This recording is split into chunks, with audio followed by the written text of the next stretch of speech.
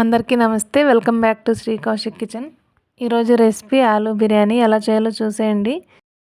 కుక్కర్లో ఆయిల్ వేసి 1 స్పూన్ ఆవాలు, 1 స్పూన్ జీలకర్ర, బిర్యానీ మసాలా, కరివేపాకు, తరిగిన పచ్చిమిర్చి, తరిగిన వెల్లుల్లి, ఉల్లిపాయ ముక్కలు, తరిగిన టమోటా, పుదీనా ఆకు, అల్లం వెల్లుల్లి పేస్ట్ వేసి పచ్చివాసన పోయేంత వరకు ఫ్రై చేసుకోవాలి.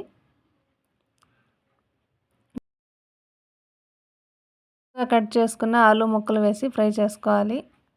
1 స్పూన్ పసుపు, 1 స్పూన్ కారం, 1/2 స్పూన్ ధనియాల పొడి, 2 spoon biryani masala, 1/2 spoon garam masala, 1/2 spoon మిరియాల పొడి వేసి